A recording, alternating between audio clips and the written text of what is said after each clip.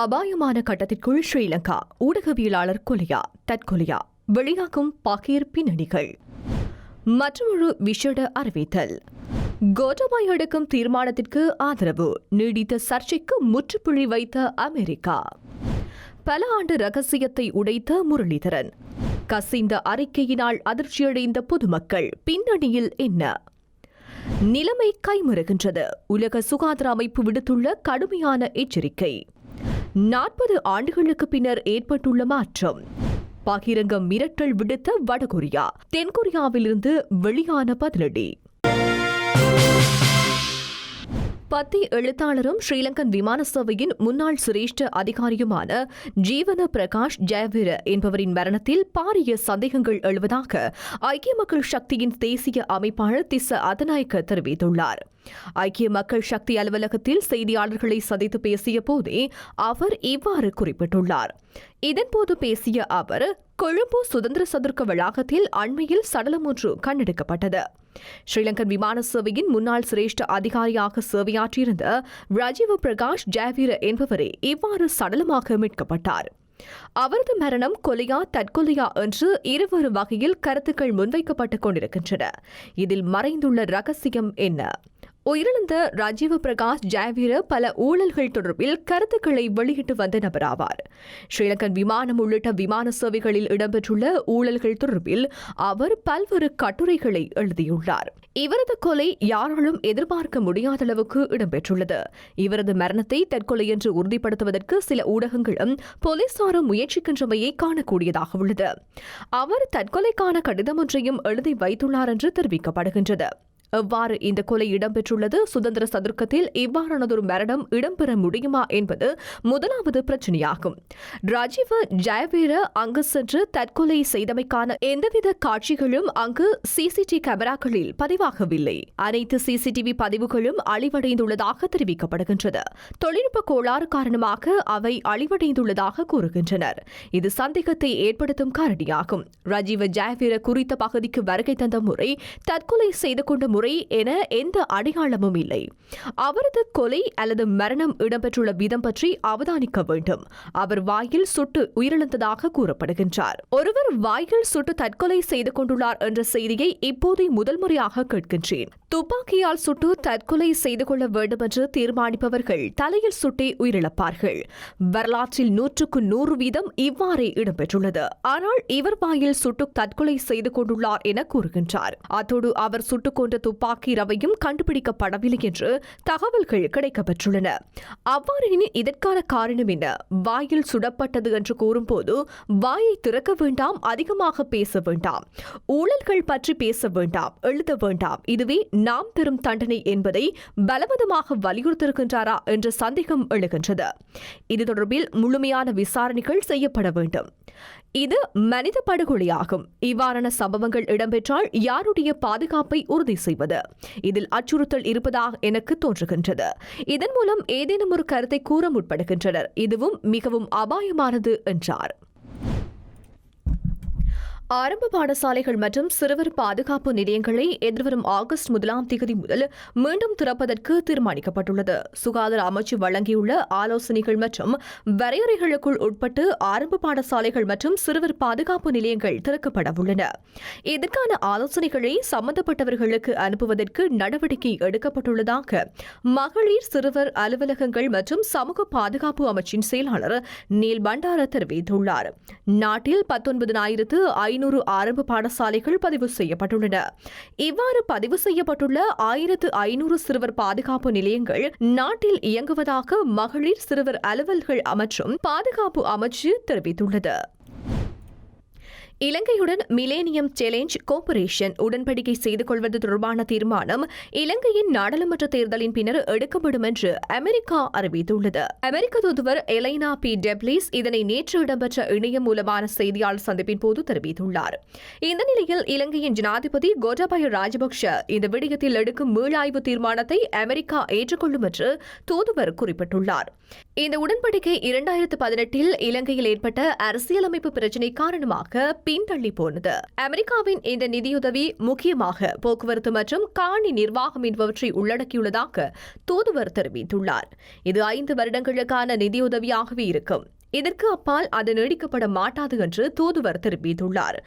$480 million என்ற பாரியளவான இந்த நிதியுதவி தொடர்பில் நம்பகத்தன்மை மற்றும் பொறுப்புக்கூறல் அவசியம் என்பதன் காரணமாகவே கால வரையறை அறிவிக்கப்பட்டுள்ளதாகவும் அமெரிக்க தூதுவர் குறிப்பிட்டுள்ளார். இலங்கை அணியின் முன்னாள் சுழல்பந்து வீச்சாளரான முத்தையா முரளிதரன் IPL தொடர் குறித்து சில தகவல்களை பகிர்ந்துள்ளார். இலங்கை அணியின் ஜாம்பவானும் சுழல்பந்து வீச்சாளருமான முத்தையா முரளிதரன் கடந்த 2008 ஆண்டு முதல் 2013 ஆண்டு வரை IPL தொடரில் விளையாடி ஓய்வு பெற்றார். 2008 ஆண்டு முதல் முறை அவர் சென்னை அணியில் ஏலம் எடுக்கப்பட்ட போது அவருக்கு ஏலத்தொகையாக 4.5 கோடி ரூபாய் வழங்கப்பட்டது. தொடர்ந்து 3 சீசன்கள் சென்னை அணிக்காக விளையாடிய முரளிதரன் 2011 ஆண்டு கேரள கொச்சி டர்ஸ்கல்ஸ் அணிக்காக விளையாடினார். பின்பு அடுத்த ஆண்டு பெங்களூரு அணிக்காக விளையாடி அதன் பின்னர் IPL போட்டியில் இருந்து ஓய்வு பெற்றார். கிரிக்கெட்டில் இருந்து ஓய்வு பெற்றாலும் தொடர்ந்தும் IPL-உடன் தொடர்பில் இருக்கும் முரளிதரன் சன்ரைஸ் அணியின் பயிற்சியாளராகவும் ஆலோசகராகவும் பயணித்து வருகின்றார். இந்த நிலையில் தற்போது IPL தொடர் குறித்து முரளிதரன் கூறுகையில், சென்னை அணிக்கு 3 ஆண்டுகள் விளையாடினேன். மேலும் சென்னை அணியில் நான் தெரிவாக வேண்டும் என்று ஆரம்ப காலத்திலே வேண்டிக் கொண்டேன். ஏனெனில் சென்னையில் நிறைய வீரர்கள் தமிழ் பேசும் வீரர்கள் இருப்பதால் அவர்களுடன் நன்கு பேசி பழக முடியும். மேலும் சென்னை எனக்கு பிடித்த ஊர் என்பதன் காரணமாகவே சென்னை அணியில் நான் தெரிவாக நினைத்தேன். அதற்கேற்றால் போல் சென்னை அணிக்காக 3 ஆண்டுகள் நான் விளையாடிவிட்டேன். நான் கடந்த சில ஆண்டுகளாக IPL தொடரில் பல அணிகளுக்கு பயிற்சி கொடுத்தாலும் சென்னை அணியை நான் மிகச்சிறந்த அணியாக பார்க்கின்றேன். எனக்கு தனிப்பட்ட முறையில் சென்னை சூப்பர் கிங்ஸ் மிகவும் பிடித்த அணி என்று கூறியுள்ளார். பிரித்தானியாவில் இனவரி மற்றும் சமூக சமத்துவமின்மை போன்ற காரணிகளே கருப்பு, ஆசிய மற்றும் சிறுபான்மை இன சமூகங்களில் கொரோனா பரவியதுடன் இறக்கும் அபாயங்களுக்கு காரணமாக இருக்கலாம் என்று அறிக்கையொன்று கசிந்துள்ளது. பிரித்தானியா பொது சுகாதார அறிக்கையில் வரலாற்று இனவரியால் மக்கள் பராமரிப்பு அல்லது சிறந்த தனிப்பட்ட பாதுகாப்பு உபகரணங்களை கூறுவது குறைவு என்று பொருள் கொள்ளலாம். சமூக மற்றும் பொருளாதார ஏற்றத்தாழ்வுகள், இனவாதம், பாகுபாடு மற்றும் களங்கம், பணி சார்ந்து ஆபத்து, நோயின் தீவிரத்தை அதிகரிக்கும் உடல் நிலைமைகளின் பரவலில் உள்ள ஏற்றத்தாழ்வுகள் போன்ற பல காரணிகளால் சமூகங்களில் கொரோனாவின் சமமற்ற தாக்கம் ஏற்படலாம். சிறுபான்மையினரைச் சேர்ந்தவர்களே கொரோனா வைரஸால் இறக்கும் அபாயம் அதிகம் என்று இந்த மாத தொடக்கத்தில் வெளியிடப்பட்ட அறிக்கையை தொடர்ந்து இந்த 2வது ஆவணம் வந்துள்ளது. இந்த நிலையில் குறித்த அறிக்கையினால் தற்போது சிறுபான்மை மக்களிடையே அதிர்ச்சியும் கடும் கோபமும் ஏற்பட்டுள்ளதாக அந்த நாட்டு ஊடகங்கள் தகவல் வெளியிட்டுள்ளன. இனப்பாகுபாடுகள் தொடர்ந்தும் அதிகரித்து வரும் சூழலில் ஆபத்தான மற்றும் நெருக்கடியான நேரங்களிலும் அதே மனநிலையில் அதிகார வர்க்கம் செயல்படுவது வேதனை அளிப்பதாகவும் பாதிக்கப்படும் மக்கள் கருத்து வெளியிடுகின்றார்கள். உலகம் முழுவதும் கடந்த 2 வருடங்களாக தினமும் புதிதாக 1 லட்சம் பேருக்கு கொரோனா தொற்று உறுதி செய்யப்பட்டு வருவதாக உலக சுகாதார அமைப்பு எச்சரிக்கை விடுத்துள்ளது. சீனாவில் ஹூபே மாகாணம் வூஹான் நகரில் கடந்த ஆண்டு டிசம்பர் மாதம் கொரோனா வைரஸ் கண்டுபிடிக்கப்பட்டது. இந்த வைரஸ் தற்போது உலகின் 213 நாடுகள் பிரதேசங்களுக்கு பரவி பெரும் மனித பேரழிவை ஏற்படுத்தி வருகின்றது. இந்த வைரசுக்கு தடுப்பு மருந்து கண்டுபிடிக்க விஞ்ஞானிகள் தீவிர முயற்சிகளை மேற்கொண்டு வருகின்றனர். ஆனாலும் கொரோனாவின் தாக்கம் நாளுக்கு நாள் அதிகரித்துக் கொண்டே செல்கின்றது. இதற்கிடையில் தற்போதைய நிலவரப்படி உலகம் முழுவதும் 81,07,000 பேருக்கு வைரஸ் தொற்று உறுதி செய்யப்பட்டுள்ளது. வைரஸால் பாதிக்கப்பட்டவர்களில் 34,81,000 பேர் சிகிச்சை பெற்று வருகின்றனர். கொரோனா பாதிப்பிலிருந்து இதுவரை 41,87,000 பேர் குணமடைந்துள்ளனர். ஆனாலும் வைரஸ் தாக்குதலுக்கு இதுவரை 4,38,000 பேர் உயிரிழந்துள்ளனர். இந்த நிலையில் கடந்த 2 வாரங்களாக தினமும் புதிதாக 1 லட்சம் பேருக்கு கொரோனா தொற்று உறுதி செய்யப்பட்டு வருவதாக உலக சுகாதார அமைப்பு தெரிவித்துள்ளது. இதுகுறித்த அந்த அமைப்பின் தலைவர் டெட்ரோஸ் அதானோம் கூறுகையில், தொடக்கத்தில் வைரஸ் 1 லட்சம் பேருக்கு பரவ 2 மாதங்களுக்கு மேலானது. ஆனால் தற்போது கடந்த 2 வாரங்களாக தினமும் 1 லட்சம் பேருக்கு வைரஸ் பரவுகின்றது. குறிப்பாக தெற்கு ஆசிய மற்றும் அமெரிக்காவில் வைரஸ் பரவும் வேகம் மிகவும் அதிகமாக உள்ளது. வைரஸ் மறுகழிச்சு பெறலாம் என்பதால் உலக நாடுகள் மிகுந்த கவனமாக இருக்க வேண்டும். இவை கைமறி செல்லும் நிலை ஏற்பட்டிருக்கின்றது. எனவே அனைத்து நாடுகளும் தொடர்ந்தும் விழிப்போடு இருக்க வேண்டும் என அவர் கேட்டுக் கொண்டுள்ளார். கொரோனா வைரஸ் தொற்று நோயால் ஆஸ்கர் விருது வழங்கும் நிகழ்ச்சிகள் 40 ஆண்டுகளில் முதல் முறையாக மாற்றியமைக்கப்படுவதாக அறிவிக்கப்பட்டுள்ளது. கொரோனா பாதிப்பால் உலக நாடுகள் கதிகலங்கி நிற்கின்றன. ஹாலிவுட் முதல் அனைத்து மொழிப்பட உலகமும் முடங்கி கிடக்கின்றது. திரையரங்குகள் மூடப்பட்டுள்ளன. சினிமா படப்பிடிப்புகள் நடக்கவில்லை. இதனால் படங்களை இணையதளங்களில் வெளியீடு செய்து வருகின்றார்கள். ஆஸ்கர் விருதுக்கு இணையதளத்தில் வெளியாகும் படங்கள் அனுமதிக்கப்படும் என்று விதிகளை தளர்த்தி ஆஸ்கர் குழு அண்மையில் அறிவித்தது. இதற்கு முன்பு திரையரங்குகளில் திரையிடப்பட்ட படங்கள் மட்டுமே ஆஸ்காருக்கு தகுதி பெற்றன. அடுத்த வருடம் பிப்ரவரி மாதம் 28ஆம் தேதி ஆஸ்கார் விருது வழங்கும் விழா நடைபெற இருந்தது. தற்போது கொரோனாவினால் விருது வழங்கும் விழாவை 4 மாதங்கள் தள்ளி வைத்து ஜூன் அல்லது ஜூலையில் நடத்த முடிவு செய்திருப்பதாகவும் இதற்கான பேச்சுவார்த்தைகள் நடந்து வருவதாகவும் தகவல்கள் வெளியாகியிருந்தன. 93வது ஆஸ்கர் விருது இனி திட்டமிடப்பட்டபடி பிப்ரவரி 28 அன்று நடைபெறாது என்றும் Academy of Motion Picture Arts and Science நேற்று அறிவித்துள்ளது. அதற்கு பதிலாக 2021 ஏப்ரல் 25ஆம் தேதி இந்த நிகழ்ச்சி நடைபெறும் என்றும் அந்த அமைப்பு கூறியுள்ளது. தாமதத்திற்கு கூடுதலாக அகாடமி படங்களுக்கான தகுதி சாளரத்தை நீடிக்க ஒப்புக்கொண்டது. 2021 ஆஸ்கர் விருதுகளுக்கு புதிய சாளரம் பிப்ரவரி 28, 2021 வரை நீடிக்கப்படும். சமர்ப்பிக்கும் காலக்கெடுவும் நீடிக்கப்படும் என அவ்வமைப்பு கூறியுள்ளது. பிரிட்டிஷ் அகாடமி திரைப்பட விருதுகள் தேதியும் தள்ளி வைக்கப்பட்டுள்ளது. அவை ஏப்ரல் 11, 2021க்கு திட்டமிடப்பட்டுள்ளன.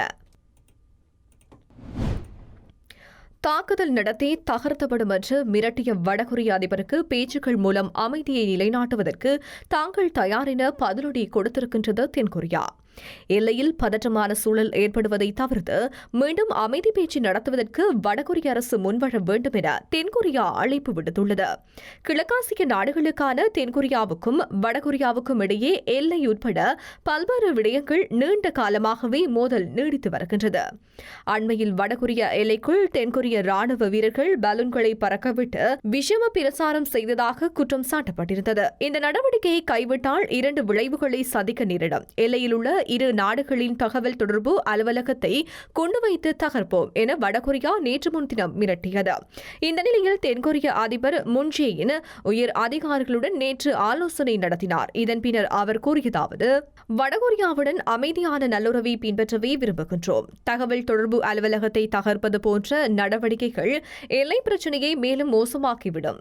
எல்லா பிரச்சினைகளுக்கும் பேச்சு மூலம் சுமூக தீர்வு காண தயாராக உள்ளோம். கொரிய அரசு தேவையில்லாத பதற்றத்தை உருவாக்குவதை தவிர்த்து மீண்டும் பேச்சு நடத்த முன்வர வேண்டும். வடகொரிய அதிபருடன் ஏற்கனவே நடத்திய பேச்சின் அடிப்படையில் இருதரப்பு பிரச்சினைக்கும் சுமூக தீர்வு காண தயார். இதற்கு வடகொரிய அரசு சம்மதிக்க வேண்டும் என்று அவர் கேட்டுக் கொண்டுள்ளார்.